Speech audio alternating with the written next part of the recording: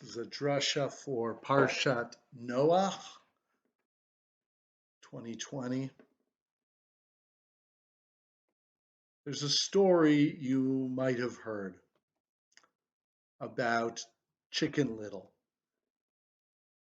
Chicken Little one day went for a walk in the woods. And as she was walking, an acorn fell from a tree and hit her on the top of the head. "Oh my! Oh my! The sky is falling!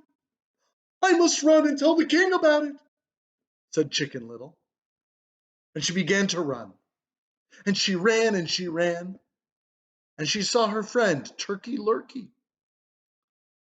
"Where are you going?" said Turkey Lurkey.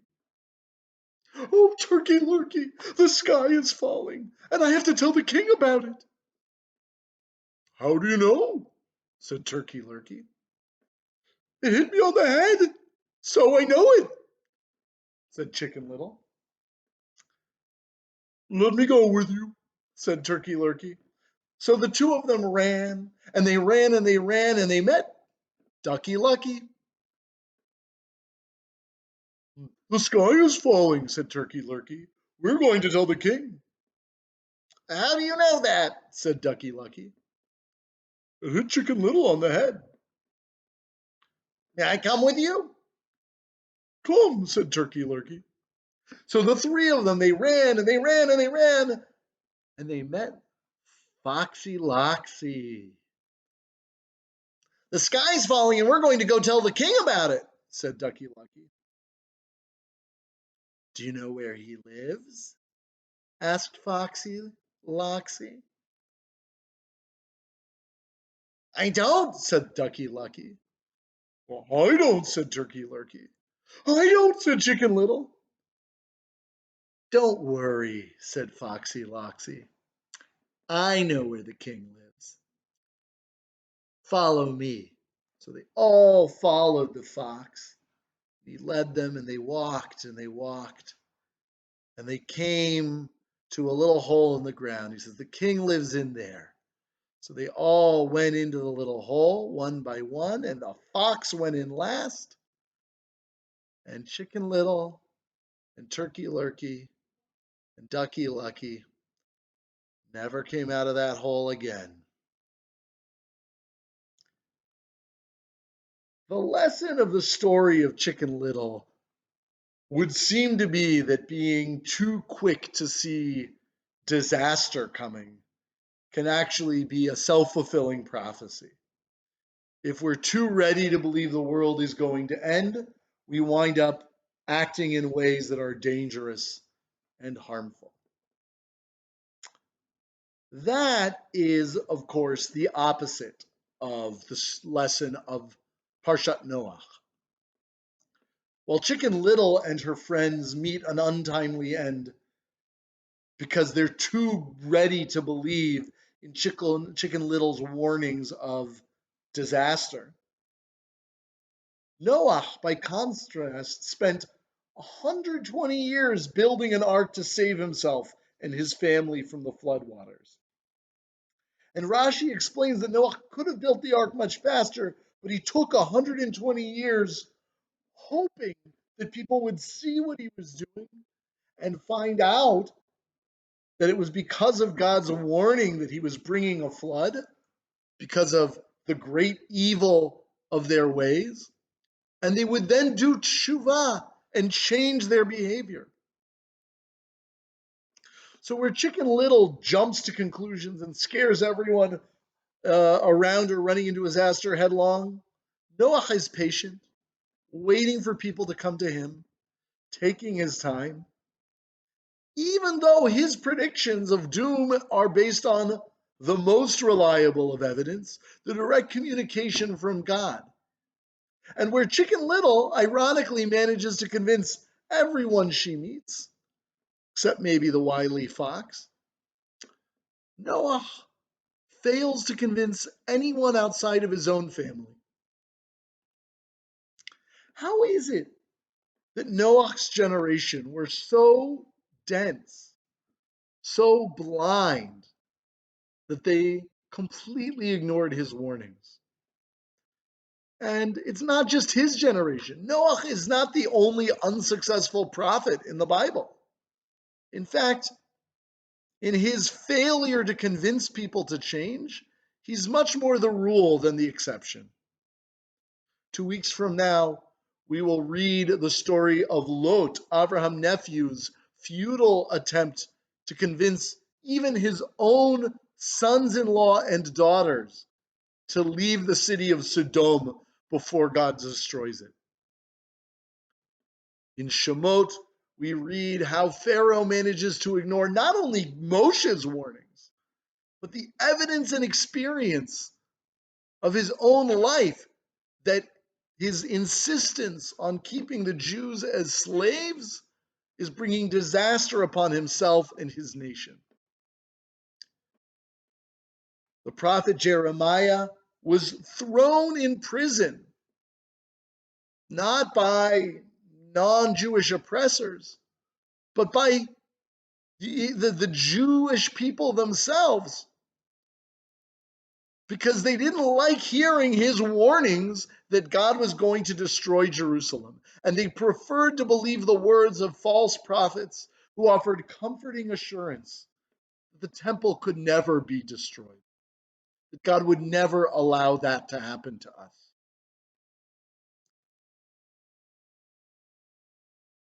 In each case, the people ignore these prophecies and are utterly destroyed. We might ask, how are people so dense, so foolish, so self-destructively optimistic? Although this kind of stubbornness shouldn't surprise anyone alive in 2020 who's seen how people can persist in believing that COVID-19 is no big deal after it has killed well over 200,000 of our fellow Americans and countless and many, many more around the world. Uh, it, there's an old joke about a man who's held up at gunpoint by a stranger, by a mugger. And the robber shouts, "Your money or your life?" And the man doesn't move. And the robber repeats, "Your money or your life?" And the man says, "Hold on, I'm thinking." It sounds ridiculous, but as a society, that's been our reaction to COVID-19. This disease has been shouting at us, "Your money or your life." Public health officials have been saying, "Your money or your life." And we're saying, hold on, we're thinking. In this, we are not so different from the people who heard Jeremiah or Lot or Noah or any other prophet who warned of impending disaster. It's hard to hear the words of the prophets. It's hard to believe in the reality of a disaster that tells us we have to change the way we live.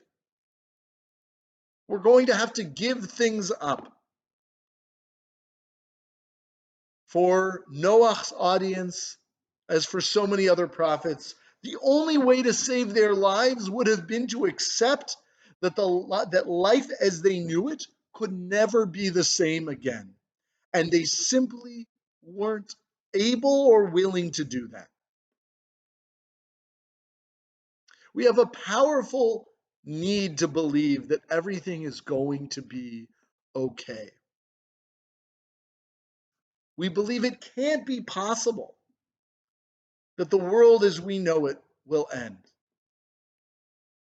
It's much easier to imagine that those who tell us we must change or die are just hysterical Chicken Littles. After all, our God is a merciful God.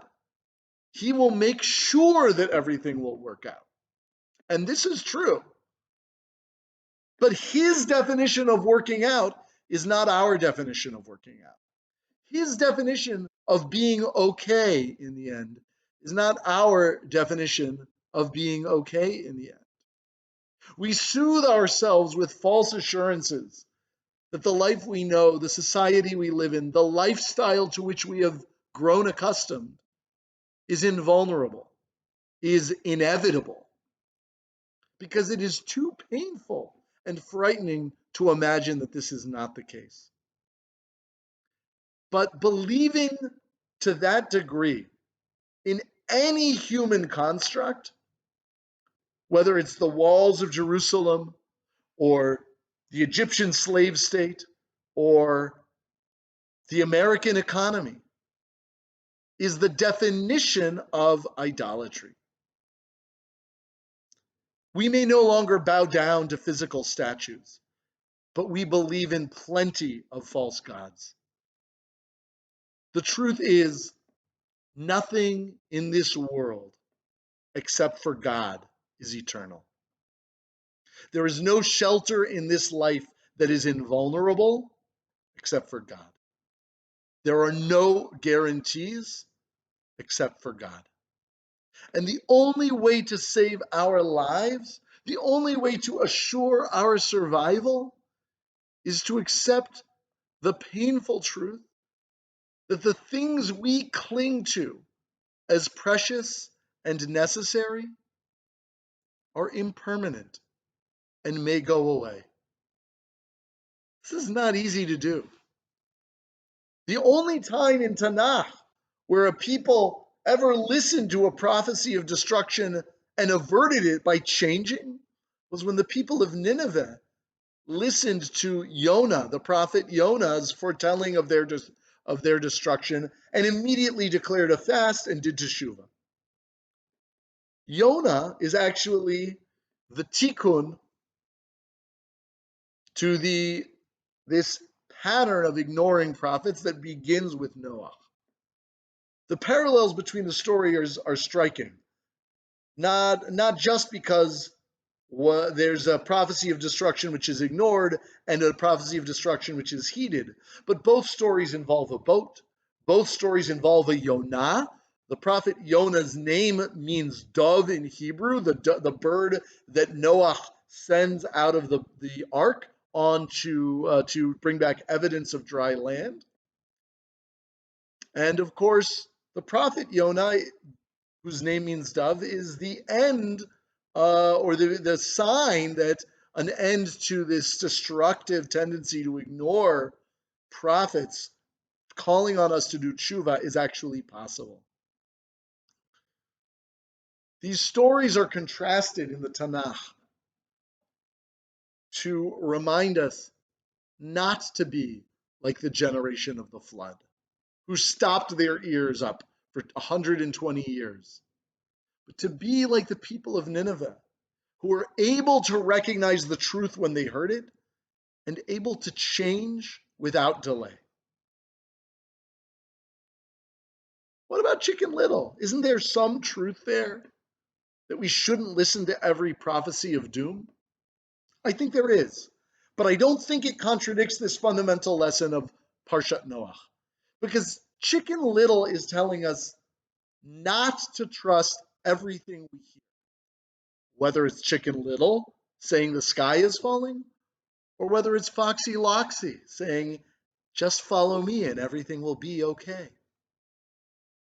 It's not just their perception of destruction that dooms Chicken Little and her friends. It's that in their panic, they believe the assurances of the first opportunist to come along, promising to help them. We must not believe everything we're told, but we have to be as skeptical of those who assure us everything is going to be all right as we are of those who warn us that things are falling apart. I pray that God blesses us and blesses all people with the wisdom to distinguish between falsehood and truth, with the vision to recognize false assurances and false warnings alike for the danger that they pose, with courage to respond and adapt appropriately to real dangers, and finally, with the faith to trust that even if things change, even if we have to give up things that we thought we needed, and who in the last year hasn't had to give up something that you thought you couldn't live without?